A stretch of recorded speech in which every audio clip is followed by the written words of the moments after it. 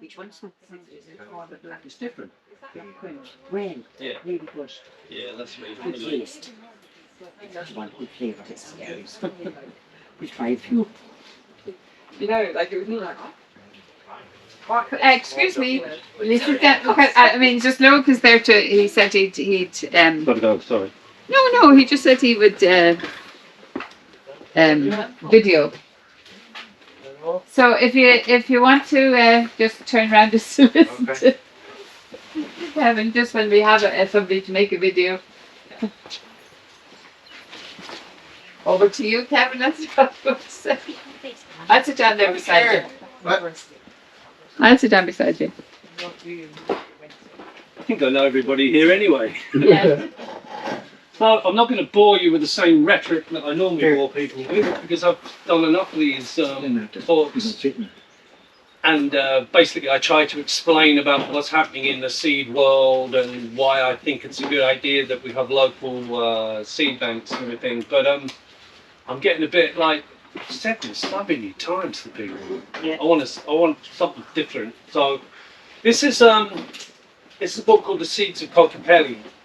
Association Cocopelli is a French organisation that started in the 90s, I think it was, and massive amounts of biodiversity breeding. But we have a law in Europe, and this agricultural law is called the DUS law, meaning D-U-S. It means that each seed that is sold or traded or given away has to be distinct, uniform and stable. Now, this isn't what nature does at all, only what humans do. Nature doesn't make things all the same. It makes things diverse because nature knows that it doesn't know what the future is. So by making diversity, and having lots of genetic characteristics within our crops, we can deal with the unknown quicker than if we didn't have those characteristics. Because we've been losing so many characteristics by doing this distinct, uniform and stable. It's now threatening our global food supply. As in, most of us survive on carbohydrates from grains. And there's massive fungal infections going through the grains in the world. They're fusariums, which is, you can get it on fusariums on, there's a soil organism. You can get it on tomatoes. It can destroy your tomatoes. But there's a variation now that's destroying grains. And that's because there's not enough genetic diversity within the grains that we've got. Because we've stopped them. We've made them distinct, uniform and stable. And what it is it's not so much about varieties, it's about all of the genetic characteristics that all of our foods carry with them. So our ancestors would have developed varieties of all of these, well, most of these crops, not the ones from South America and whatever, but the ones from Europe. They would have developed them as landrace varieties, which, like the onion variety that we've been growing here, we put loads of different varieties into it. We let the bees do the pollination, and that's how we get new varieties back into the onion variety that we've got. So it's not one variety, but every year when we dig the onions up, and we have thousands of onions, we walk along with a wheelbarrow and we select out of that whole crop for the ones that are going to become our mother onions. And they're going to produce the seed for the future. So what we've been doing is we don't have the equipment to look into DNA, into genetics, to see what the alleles are, but to see what the characteristics are. So what we selected for was, we didn't want fat necks. And onions that have fat necks, they don't dry down properly. And so, we're constantly looking at our environment here and how we can kind of collect genetic characteristics to deal with the situations that we're in. So we wanted a really good storage onion. So the first thing is no fat necks, because that's a genetic characteristic we don't want in our onions. The next thing we were doing is looking for loads of different colors. So we would select over 100 mother onions to produce seed for the next couple of years. And so we'd look for loads of different colours, we'd look for loads of different shapes as well, because that is an indicator to us that it's carrying loads of diverse genetics within the crop. And now after about 8 years, I think 9 years that we've been doing it now, it's a fantastic crop. There's other farms now growing it in Ireland, and we just call it the clock onion. But then these guys out there with the clock onions, you know, they've all been taught seed saving, and they're taking other onions and introducing those genes into them as well. And then we just swap with each other. We expose our crops to our environment. If the environment destroys them, we don't get any seeds. But if the environment actually affects the crop so that we can get some seed, that means we're picking up genetic characteristics that are being created through epigenetics. And epigenetics just means before genetics or above genetics, which is what our environment does to us. You know, if the environment goes up another 10 degrees in summer and we're up in the high 40s, we'll then be able to see how much diversity we've got that'll be able to deal with those situations, and then deal with that as well. You know, look for what else.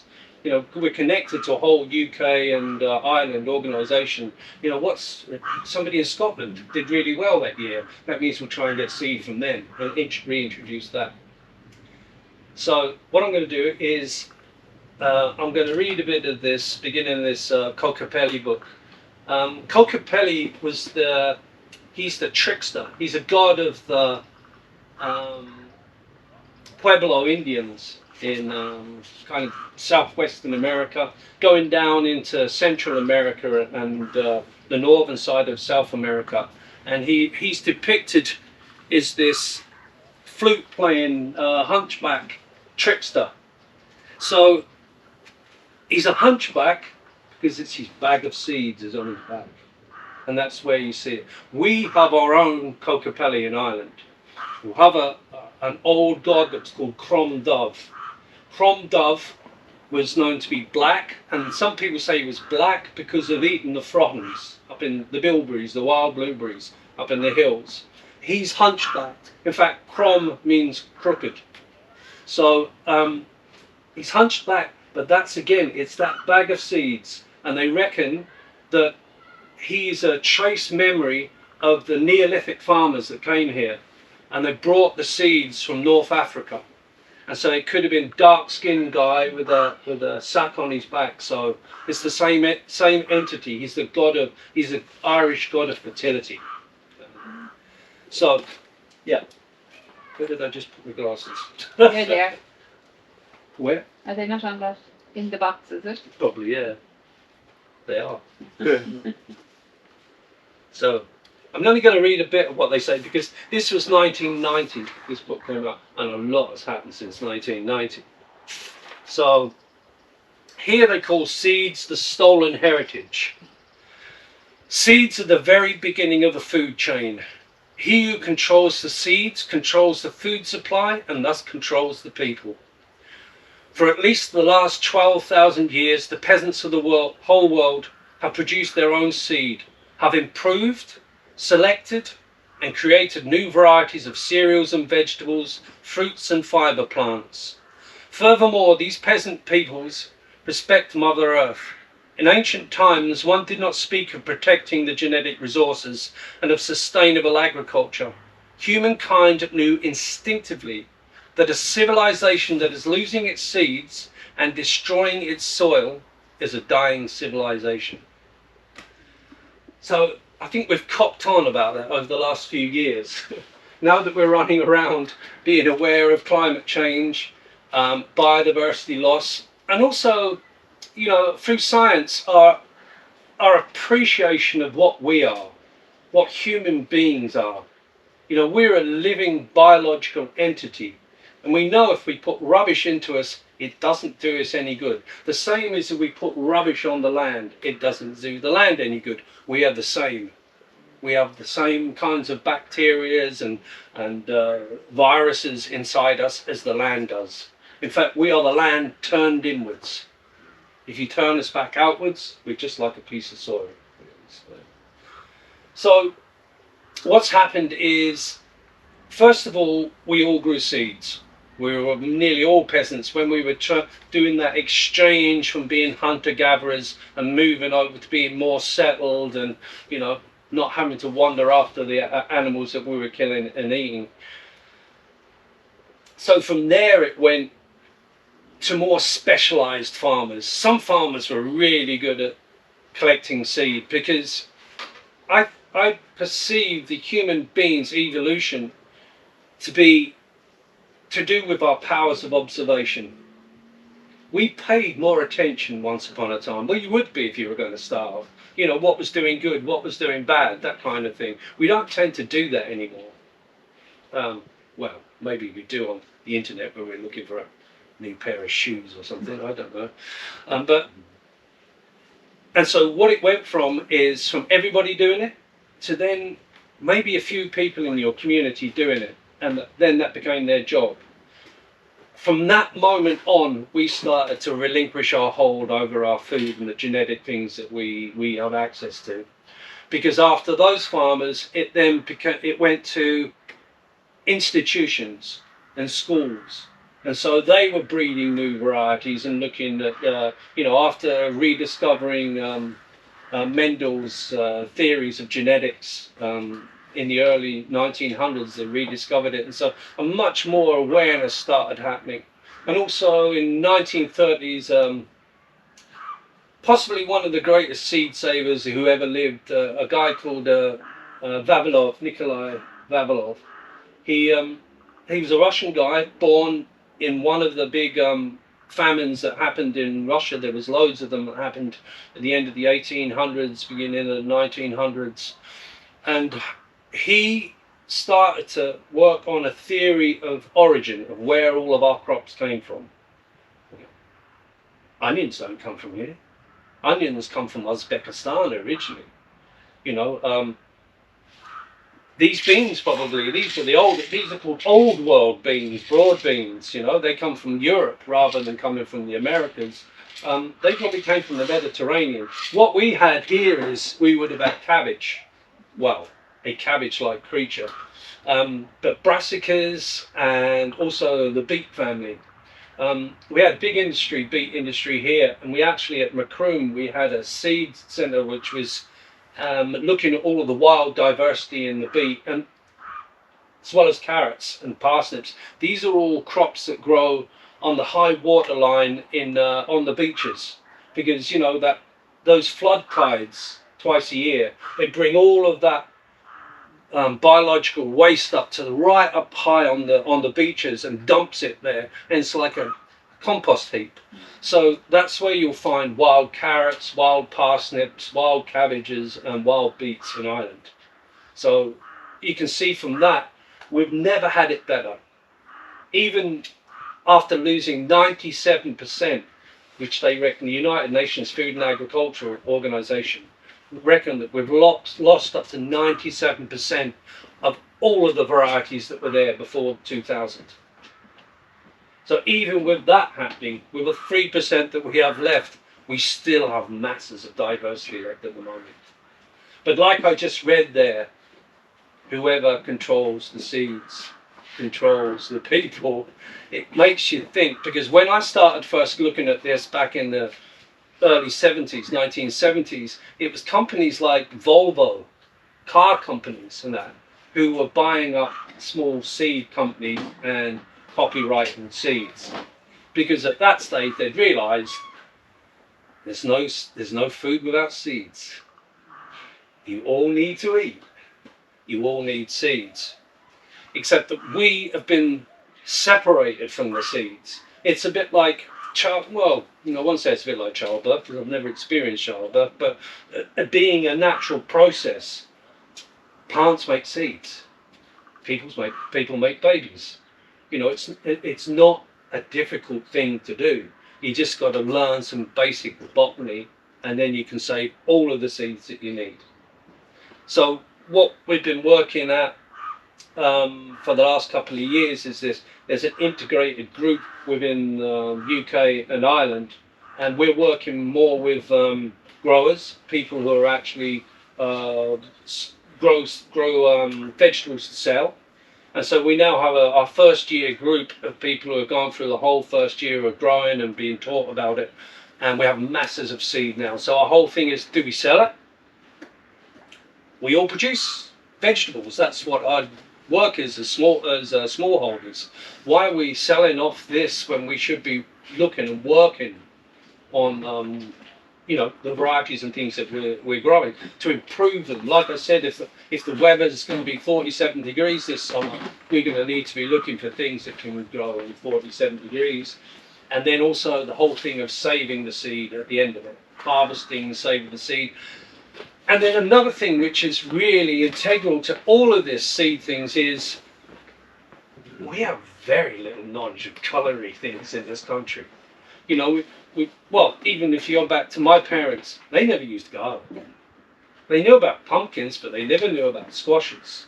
There's so many foods out there that we could be eating and we could be using. And, last year we had a bit of a dive into pulses, legumes, mainly because, these provide protein for us as humans. Just that they're the plant form of meat, really. So we started growing out loads of these so people could start growing beans and peas and things. And really that they also help the soil. When you grow the beans, they interact with rhizobacter bacteria that live in the soil, and that helps the soil then, well, the rhizobacter takes in nitrogen out of the air and fixes the nitrogen, which is then gone back into the soil and the plants. So it's a great, beans are a great, and peas are a great thing to grow, especially in this limey soil, dry limey soil. They produce nourishment for the land, but they also produce nourishment for us. And it's like using broad beans to make hummus. They're the original bean that was used to make hummus, and also falafels. I was told that fal is the Moroccan word for fava bean. So falafel, I suppose, is something made out of fal, which is these beans here. And then all of the beans, even these beans here, the runner bean seeds, they're the same family as the butter beans that we buy. So I remember my grandparents eating them, so that's what I did this year. I did the same with any dried bean that you would. I took a lot of run beans and I put them in water, let them absorb the water to swell up, and then cooked them and changed the water twice. And they were great. They were fantastic. They're weird because you even have a runner bean flavour in the dried bean kind of thing, rather than these guys that are kind of probably been selected for more sweeter flavour or whatever. So really, it's up to us, really. If we want to leave it to corporations and institutions to run our food system, which is what they are, then we just give it back, let them take it over, because that's the way it's going. The whole thing of copyright, and then a lot of these seed companies, like Monsanto's not really a seed company even. Its biggest part of Monsanto is actually a legal department. So if you cross Monsanto, they'll come down on you like a bag of stones, because that's what they're there for. They're set up to be a legal thing that then fights for their rights for genetic modification and whatever they want to do. And there's some pretty insidious things going on in food production. They're constantly changing it. See, because it's gone from farmers using their skill of their land and the things that they grew to people in laboratories who have no knowledge of land. They don't know about them. They're just using modern scientific techniques to reinvent the wheel. And this is what I've always said. My argument with genetic modification is we don't need it. Give us all the genetic resources and we'll make it. So help yourselves, the beans, and so there's all of these at the back here. All the European ones, the ones in the front are all South American originally. We have loads of black tomatoes, Brad's atomic grape tomato, which is like black and yellow and gorgeous. red and crazy colours in it. And see, also, we have to realise that colours are not just colours.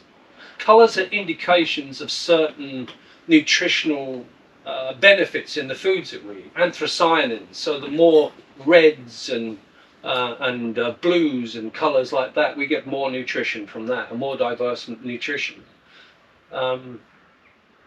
Yeah, so with red lettuces and green lettuces, black tomatoes, Some grains. black lentils, beluga lentils. I mean, if we go back to the Middle Ages in this part of the world, we grew lentils, we grew millet, we grew loads of different things. So we did some things with different types of grain over there as well. There's camelina, which has been used by humans for about 5,000 years for the seed.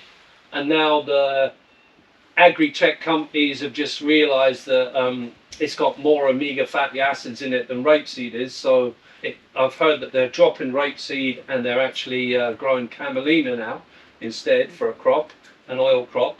And then we have some European millet there, which has grown all the way through. It's a beautiful plant, even if you just leave it for the birds to eat it. It has these panicles of golden yellow little seeds in it.